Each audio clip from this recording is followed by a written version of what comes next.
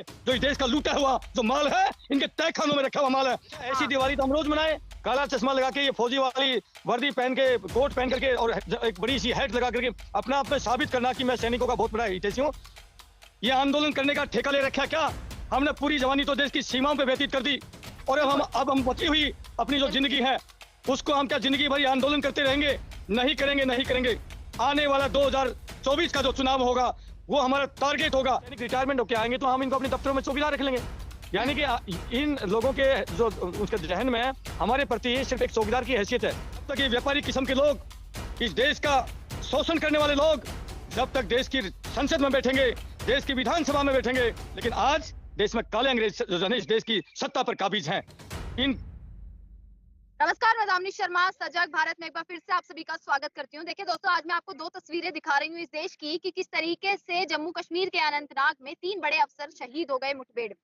वहीं मैं दूसरी तस्वीर दिखा रही हूँ हमारे देश के प्रधानमंत्री की कि इस बड़े हादसे के बाद हमारे देश के प्रधानमंत्री मध्य प्रदेश में अपना चुनाव प्रचार करने में व्यस्त थे। वहां पर उनके ऊपर फूलों की बरसात की जा रही थी। उनके तमाम कार्यकर्ता मध्य प्रदेश में मोदी मोदी के नारे लगाने में व्यस्त थे।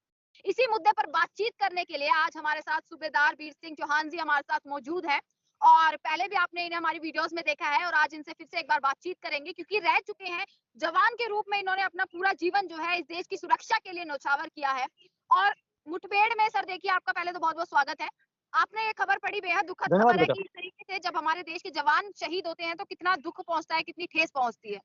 परंतु ये ठेस पहुंचनी चाहिए थी देश के प्रधानमंत्री को भी। दूसरी आप तस्वीरें देख रहे हैं कि प्रधानमंत्री जानते थे कि ये सब हुआ है परंतु वो एमपी में गए थे। क्या वहां का पोस्टपोन्ड नहीं हो सकता था प्रोग्राम?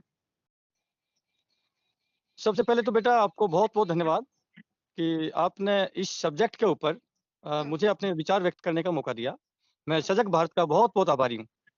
देखिए बेटा, इतने दुख की घड़ी में जिन परिवारों के ऊपर दुखों का पहाड़ टूट पड़ा, ऐसे वक्त में भी हमारे देश के प्रधानमंत्री जो है मध्य प्रदेश में दौरा करते हैं, फूलों की बरसात करवाते हैं, लेकिन उन शहीदों के विषय में एक लफ्ज नहीं बोलते। बिल्कुल बहुत ही पीड़ा का सब्जेक्ट है कि जब दिवाली आती है, वोटों के कारण इनको वोट चाहिए, मौत से कोई लेना देना नहीं है मोदी जी का। ठीक है, सैनिकों की मौत हो। पूर्व कर्नल ने भी एक स्टेटमेंट दिया है कि इन्हें मौतों से कोई मतलब नहीं है, इन्हें सिर्फ वोटों से मतलब है। बिल्कुल, इन लोगों को मौतों से कोई मतलब नहीं है, इनको वोटों से मतलब है। इनको अब आगामी जो चुनाव है, पिछले 5 साल में काम धंधा कुछ किया नहीं जनता के लिए, सिर्फ झूठ बोलने का, जनता को मूर्ख बनाने का जो पेशा है वही हुआ है।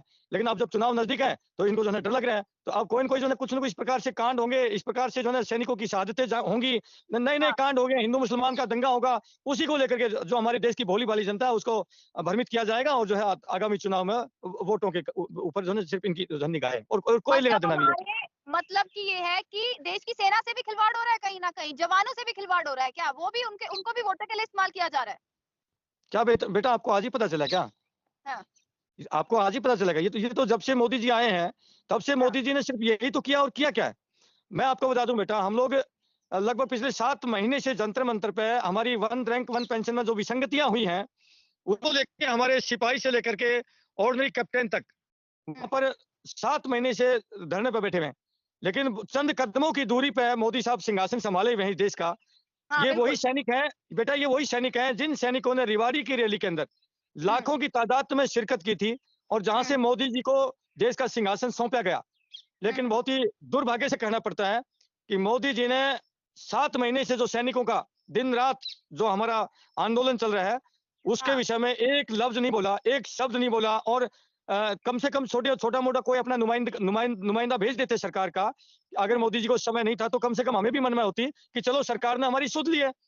यानी कि आज हमें ये प्रतीत होता है कि जिस प्रकार से हम लोगों को, जैसे जब अग्निपथ योजना की जो लागू हुई थी उस वक्त हमारे बीजेपी के ही एक नेता हैं बड़े, कैलाश विजयवर्गीय, उन्हें क्या कहा कि ये सैनिक रिटायरमेंट होके आएंगे तो हम इनको अपने दफ्तरों में चौकीदार रख लेंगे। यानी कि इन लोगों के जो उनके जहन में हमारे प्रति सिर्फ एक चौकीदार की हैसियत है। ठीक है बेटा, ये हमें सिर्फ एक चौकीदार की हैसियत से देखते हैं। योजना के दौरान उन्होंने कहा कि ठेली लगा सकते हैं, चौकीदार के रूप में रख लेंगे, ये सभी तमाम बयान आए। मैं तो बेटा पूरे देश के भाइयों से अपील करना चाहूंगा, हे मेरे प्यारे माँ भारती के वीर सपूतों, हे मेरे देशवासियों, अगर आपकी सैनिक भाई सीमाओं पर खड़े हैं अपने प्राणों की बाजी लगा करके, सिर धड़ की बाजी लगा करके, तब आप देश में सुरक्षित हैं। नेताओं के कारण सुरक्षित नहीं है। ये गरीब किसान मजदूर का बेटा जब वहां पर अपने प्राणों की आहुतियां देता है, देश की बॉर्डर के ऊपर आतंकवादियों से लोहा लेता है, तब जाकर के मेरा देश का एक एक व्यक्ति महफूज रहता है। और तपता हुआ रेगिस्तान हो और चाहे हमारे बर्फीले पहाड़ हो, उन दुर्गम पहाड़ियों के बीच में हम खड़े होते हैं बेटा, तब जाकर के देश का एक एक व्यक्ति चैन की नींद लेता है। लेकिन बड़े पीड़ित मन से कहना पड़ता है कि अभी 2-3 दिन पहले हमारे कर्नल मनप्रीत जी और एक हमारे मेजर साहब हैं, मनोज कुछ ऐसा नाम था, और एक हमारे हाँ, डीएसपी साहब हैं, डीएसपी ठीक भी है? है उसमें, बड़े अफसर हाँ, शामिल डीएसपी हैं हैं, उसमें। हाँ, जो भट्ट हैं। तो हाँ, जो शहीद हुए हैं देश के लिए, उनके विषय में एक लफ्ज नहीं बोला। इससे गिरी हुई मानसिकता की बात बेटा क्या हो सकती है? जब दिवाली आती अच्छा, है, ये मान लीजिए कि हमारे देश के प्रधानमंत्री के लिए चुनाव चुनाव के समय सेना याद आती है। ये तो खुद वो लोग हैं ना जो सेना के बीच जाते हैं उनका भेष धारण करके, तो वो कैसे सेना को भूल गए? मैं वही तो कह रहा हूँ ना, सिर्फ इनको पूरे देशवासियों की आंखों में धूल झोंकने के लिए इस सेना की वर्दी का इस्तेमाल करते हैं। वो हम्म, वहां जाकर के सिर्फ बॉर्डर के दिन दिल्ली से चलेंगे बेटा, दिल्ली से 50 आदमी चहलकदमी करते हुए उसके साथ रहेंगे, ठीक है? काजू बादाम खाते हुए जाएंगे, जहां पर हम्म, जाएंगे वहां दोनों आधे घंटे का 1 घंटे का जर्नी है बाई एयर, और वहां जाएंगे, वहां सैकड़ों अधिकारी, बड़े बड़े स्टार होल्डर वहां पर अगुवाई करने के लिए, उनको सलूट मारने के लिए खड़े तैयार मिलेंगे। बेटा ऐसी हाँ, दिवाली तो हम रोज मनाए, काला चश्मा लगा के, ये फौजी वाली वर्दी पहन के, कोट पहन करके, और एक बड़ी सी हैट लगा करके अपना आप में साबित करना कि मैं सैनिकों का बहुत बड़ा हितैषी हूँ। ऐसे मोदी साहब, ये ड्रेस वेश धारण, ये हमारी वाली ड्रेस धारण करके दिखावा करके दिवाली मनाने के लिए, इससे आप सैनिकों के हितैषी नहीं होते। इससे जग जाहिर है, अभी आप 2 दिन पहले ही उन परिवारों ने अपने लालों को खोया, और आप हाँ, वहां पर फूलों की पुष्पों की बरसात करवा रहे हैं। इससे कम बिल्कुल से कम है ऐसा, आप अपने दौरे को मोदी साहब स्थगित भी कर सकते थे। बिल्कुल अगर कर सकते आपके मन में जरा सी भी अगर सुई की नोक टिके, अगर इतनी भी जगह इन सैनिकों के प्रति होती, तो आप हैं। जरूर अपने दौरे को रद्द करते। लेकिन बहुत दुर्भाग्य से मुझे कहना पड़ता है, हे प्यारे देशवासियों, पहचानो ऐसे लोगों को जो इन हुँ, सैनिकों का दुरुपयोग करते हैं, इन सैनिकों का इस्तेमाल करके अपने वोट बैंक के लिए इस्तेमाल करते हैं। हमें पीड़ा है इस बात की कि जिस और कितने सरकार को टाइम हमने, पर कितने कितने महीनों हो चुके हैं कि जंतर-मंतर पर ओआरओपी के लिए लड़ रहे हैं। उस लड़ाई को लगातार लड़ रहे हैं। अग्निपथ पर जो है तमाम सैनिक उतरे हैं, तमाम लोग उतरे हैं, पूरी की पूरी सेना उतरी, परंतु कोई नतीजा कहीं तक नहीं निकलता है। मतलब इस देश में जो जय जवान जय किसान का नारा दिया जाता है, वो नारा ही कहीं न कहीं एक नारा रह गया, उसका कोई मतलब नहीं रह जाता फिर। बेटा जरूर वो नारा साक्षात्कार होगा। मैं हुँ, अपने किसान पिताओं से, किसान भाइयों से भी अपील करना चाहूंगा, हुँ, है मेरे किसान, क्योंकि हम किसान के ही बेटे हैं। बिल्कुल। किसान इस देश का धरती पुत्र है। इस हुँ, धरती का सीना चीर करके अन्न पैदा करता है और पूरे देश का पेट भरता है, और किसान का बेटा सीमाओं की, सरहदों की रक्षा करता है। ये 2 ही हैं इस देश के धरती पुत्र, बिल्कुल, किसान के ही ठीक है? बेटे जो है वो जाते हैं सीमा तक। सीमा पर गरीब, किसान, मजदूर, ये हुँ, 3 हैं इस देश के धरती पुत्र, गरीब, हाँ, किसान, मजदूर, और जो तीनों कि अपने परेशान लाल हैं। को, जी, कोई इस देश का कोई धन्ना सेठ या देश का कोई फैक्ट्री मालिक, इसका कोई नेता अपने लाल को सीमाओं की हिफाजत करने नहीं भेजता। ये गरीब हाँ, किसान मजदूर, मैं तो बेटा देखिए, अभी आपको दिखाता हूँ कि मैं अभी भी किसान का बेटा हूँ। अभी भी मैं अपने जो है खेत बिल्कुल खलिहान खेत में में आप इस बैठा हूँ, वक़्त जो है वो देख रहे हैं कि खेत में आप इस वक़्त हैं, दिखाई दे मौजूद रहा है? हैं। हाँ, बिल्कुल ये अपनी मेरा मिट्टी खेत से है, जुड़े हुए हैं। हुँ, ठीक है? हम मिट्टी से जुड़े हुए लोग हैं। बिल्कुल, हमने बिल्कुल। जब अपनी जवानी सीमाओं पे व्यतीत करी, और रिटायरमेंट के बाद भी आज हम अपनी मिट्टी से जुड़े हैं, मिट्टी से। और जब तक, बेटा याद कर लीजिए, जब तक इस देश की राजनीति के अंदर जमीन से जुड़ा हुआ व्यक्ति नहीं पहुंचेगा संसद में, तब हुँ, तक ना जय जवान होगा और ना जय किसान होगा। जब तक ये व्यापारी किस्म के लोग, इस देश का शोषण करने वाले लोग, जब तक देश की संसद में बैठेंगे, देश की विधानसभा में बैठेंगे, तो हुँ, प्यारे देशवासियों, आप देश की दुर्दशा देख ही रहे होंगे। आज गरीब बेचारा 2 वक्त की रोटी के लिए लाले पड़ रखे हैं, लेकिन आज जिसके पास पैसा है, बेइंतहा पैसा, जिस बड़े-बड़े पैसे वालों के पास ऊपर छापा लगता है, तो हाँ, गड़ियों के, नोटों की गड़ियों के बड़े-बड़े चट्टे लग जाते हैं। पैसा तो सारा देश का उन्होंने अपने बड़े-बड़े गोडाउनों में दबा रखा है। गरीब के पास तो अगर एक 100 रुपए का नोट भी ढूंढोगे, तो नहीं मिलेगा। देश के अंदर विडंबना की बात है। इसलिए मैं तो कहता हूं बेटा, पूरे देश को जागना पड़ेगा। प्यारे वतनवासियों, सौगंध है आपको इस माटी की, सौगंध है इस माँ भारती की। आप याद करिए इन वीरों की कुर्बानियां, उन वीरों की कुर्बानियां याद करिए। भगत सिंह, सुखदेव, राजगुरु, मंगल पांडे, अशफाक उल्लाह खान, वो हुँ, कह के गए थे, हम लाए हैं तूफानों से किश्ती निकाल के, हम बिल्कुल। लाए हैं तूफानों से किश्ती निकाल के, इस देश को रखना मेरे बच्चों संभाल के। तो बेटा ना तो इस देश को संभाल के रखा, वो गोरे अंग्रेज गए थे, लेकिन आज देश में काले अंग्रेज जो है ना, इस देश की सत्ता पर काबिज हैं। इन उन गोरे अंग्रेजों से ये ज्यादा खतरनाक इस देश के काले अंग्रेज हैं, इस देश के नेता काले अंग्रेज हैं बेटा। इसलिए अच्छा, क्या देश के लोगों को जवान विचार करना बात पड़ेगा। ये है कि जवान एक बार फिर से रिवाड़ी में उसी जगह पर जो है एक बड़ी रैली करने वाले हैं, एक बड़ा प्रदर्शन रूप में करने वाले हैं 17 सितंबर को। उसके बारे में जरा 2 लाइन बता दीजिए ताकि दर्शकों को पता लग जाए एक बार। जी बेटा, हम 2 बड़ी-बड़ी आगाज़ कर चुके हैं। एक जंतर-मंतर पे किया था जो 23 जुलाई 2023 को। हाँ, उसके बाद 6 अगस्त को हमने रामलीला मैदान में किया। रामलीला मैदान में किया और उसके उससे भी बड़े 2 रूप में आपको रेवाड़ी में देखने को मिलेगा। और दोनों के बाद में भी सरकार ने जहमत नहीं समझी है। अब हमारा आखिरी जो ब्रह्मास्त्र है हमारे पास में, जो हमारा आखिरी दाँव है, आखिरी लड़ाई है, वो हम रेवाड़ी से शुरू किया था। इस सरकार का जो है, जो आगाज़ किया था, वो रेवाड़ी से किया था और रेवाड़ी में वहीं ही पर खत्म खात्मा करने होगी की अब। हैं? वहीं से ही खत्म होगी अब ये लड़ाई। यस, रेवाड़ी में ही खात्मा करेंगे, बिल्कुल समाप्त कर देंगे। हम आज ऐलान करके आएँगे और मैं अपने फौजी भाइयों से भी, मैं अपने सैनिक भाइयों से भी अपील करना चाहूँगा, क्या हमने ज़िंदगी भर ये आंदोलन करने का ठेका ले रखा है क्या? हमने पूरी जवानी तो देश की सीमाओं पे व्यतीत कर दी और बिल्कुल, अब हम बची हुई अपनी जो बिल्कुल। ज़िंदगी है, उसको हम क्या ज़िंदगी भर ये आंदोलन करते रहेंगे? नहीं करेंगे, नहीं करेंगे। आने वाला 2024 का जो चुनाव होगा, वो हमारा टारगेट होगा और मैं आपके चैनल के माध्यम से बेटा पूरे हिंदुस्तानियों से हाथ जोड़ के अपील करता हूँ, हे मेरे प्यारे देशवासियों, यदि आप इन फौजी भाइयों पर पूर्ण विश्वास करते हैं, आप विश्वास करते हैं जब तक सैनिक सीमा पर खड़े हैं, आप महफूज़ हैं, आप सुरक्षित हैं, तो आपको सौगंध आपने उन फौजी भाइयों की और आपको लगता है ये फौजी भाई देश के लिए अपने प्राणों की आहुतियां देते हैं, देश का झंडा कभी नहीं झुकने देते, तो आपको सौगंध है इस माँ भारती की 2024 के चुनाव में ये फौजी भाई इन बड़े-बड़े पहाड़ों के सामने खड़ा होने की हिम्मत रखते हैं और करेंगे। हम चुनावी मैदान में कूदेंगे बेटा, जरूर कूदेंगे। हमें पूरा विश्वास है इस माँ भारती का, जिसके अंदर रगों में जिसके अंदर इस माँ भारती का रक्त होगा और इस माँ भारती से प्यार करता है, जो इस वर्दी से प्यार करता है, वो व्यक्ति जरूर इन फौजी भाइयों के साथ खड़ा होगा बेटा, मुझे पूरा यकीन है। आपके चैनल को मैं बार-बार धन्यवाद करता हूं कि आपने मुझे 2 शब्द रखने का मौका दिया। बेटा और कोई बिल्कुल, सवाल है तो पूछिए। चलिए इसी के साथ मुलाकात आपसे 17 सितंबर को 17 ज़रूर होगी। 17 17 सितंबर को हुँ, 17 सितंबर को मैं तमाम, जैसे आप हमारी दामनी बेटी हैं, हुँ, बहुत क्रांतिकारी जो है पत्रकार हैं, अच्छी पत्रकारिता करती हैं आप बेटा। आपने कई बार मेरे वीडियो बनाए हैं, कई बार मेरे व्यू लिए हैं और हुँ, कई-कई लाख तक जो व्यूज़ आते हैं। आज भी मैं जितने भी आपके दर्शक हैं जो मेरी बात को सुन रहे हैं, मेरी आपसे विनती है साथियों, ये फौजी भाई कभी किसी से देशवासियों से कुछ नहीं माँगा। मैं आपसे एक हाथ जोड़ के अपील करता हूँ, इस वीडियो को पूरे देश के एक-एक जन-जन तक पहुँचाइए, इतना शेयर करिए कि इस देश के लास्ट पायदान पर खड़े हुए व्यक्ति तक ये मेरा वीडियो पहुँचे, मेरी आवाज़, मेरी आत्मा की आवाज़ पहुँचे कि वक़्त बदल चुका है। अब इस देश के सैनिकों ने अंगड़ाई ले चुकी है। अब देश की राजनीति में सैनिक अपना आगाज़ ज़रूर करेंगे और आपके सहारे करेंगे, देशवासियों के सहारे करेंगे। ये आएँगे, देश के लुटेरे नेता पैसे और दारू के दम पे आएँगे, लेकिन हाँ जी। ये सैनिक आएँगे मेरे देशवासियों की जो हमारे प्रति भावनाएँ हैं, हमारे प्रति जो अटूट विश्वास है, हमारा आपका जो विश्वास वही हमारी ताकत है। हम उसी के देखिए दम पे हमारे आएँगे। साथ एक और हमारे सिपाही लालचंद जी हमारे साथ मौजूद है देखिए और जी, आपने भी देखिए खबर जी, सुनी है, थोड़ा-सा आप भी अपने व्यूज़ को यहाँ पर रखिएगा कि किस तरीके से पूरी चीज़ों को मैं देखते हैं कि एक तरफ 2 बेटा तस्वीरें आपने देखी। बेटा मैं एक अपना बीच में जी, कॉन्टैक्ट नंबर छोड़ना चाहूँगा, जो भी हिंदुस्तानी क्रांतिकारी भाई है और जो चाहता है इस माँ भारती के साथ अन्याय हो रहा है, उसको बचाने के लिए जो हमारे साथ जुड़ना चाहता है, मैं अपना कॉन्टैक्ट नंबर देता हूँ, 8368 002355 ये मेरा कॉन्टैक्ट नंबर है। आज जो भाई चाहता है वाक़ई ये क्रांतिकारी फौजी है और हुँ, आपका प्यार हमें मिले, तो साथियों हम पता नहीं क्या कर सकते हैं। आपका कंधे से कंधा अगर हमें मिले, बिल्कुल, हम बिल्कुल, तूफ़ान बिल्कुल। मचा देंगे इस देश के अंदर। इन नेताओं को यहाँ छुपने की जगह नहीं मिलेगी। इनको देश छोड़ना पड़ेगा। ये 7 समुद्र पार यहाँ से जाके अपनी जान छुपाएँगे इन फौजियों से बेटा। हम यकीन दिलाते हैं आपको, क्योंकि चलिए बहुत हो चुका है, लाल देश की अति हो चुकी है।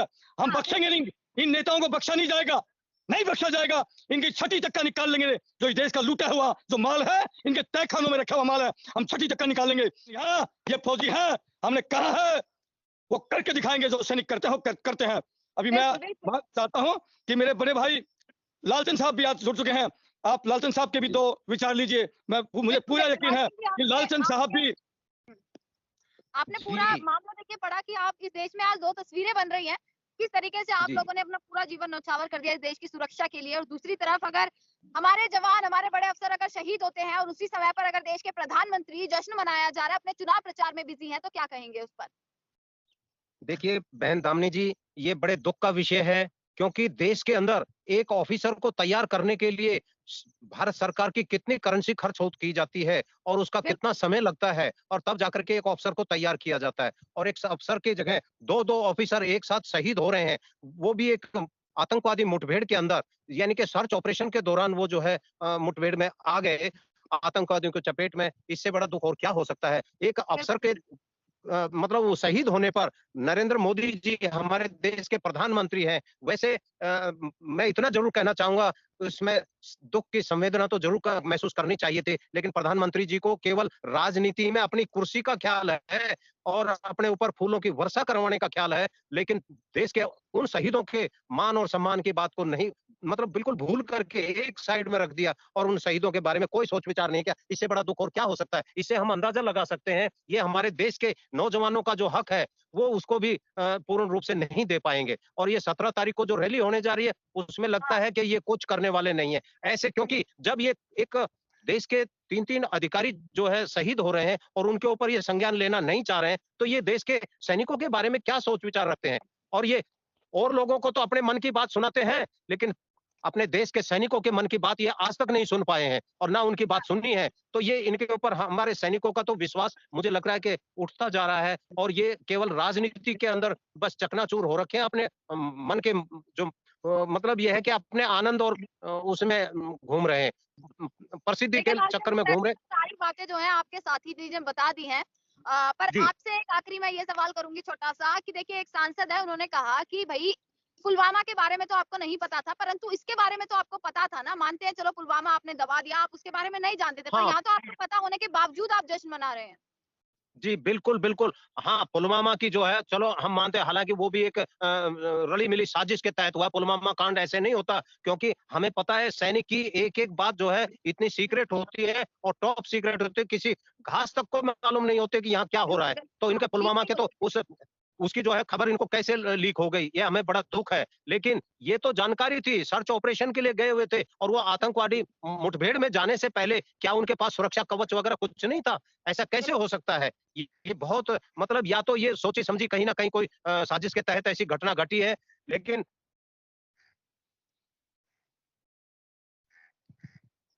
आपका नेटवर्क अ, थोड़ा-सा कमज़ोर है। हाँ। समय ये जैसे प्रधान जी, नेटवर्क यहाँ मैं खेतों में हूँ, मैं भी खेत में हूँ साहब की तरह। ये मेरी कुटिया हाँ, है और मैं कुटिया के पास ही रहता हूँ। मैं प्रकृति के आवेश में रहता हूँ। मैं धरती से जुड़ा हूँ, मैं भी किसान पुत्र हूँ और मेरे पिताजी एक किसान थे और मुझे वो भी वैसे सैनिक थे और उन्होंने मुझे भी इतना तगड़ा और बलवान बनाया कि मैं भी सेना के अंदर शामिल हुआ और मेरे पुत्र भी सैनिक हैं और मेरा पौत्र भी सैनिक है।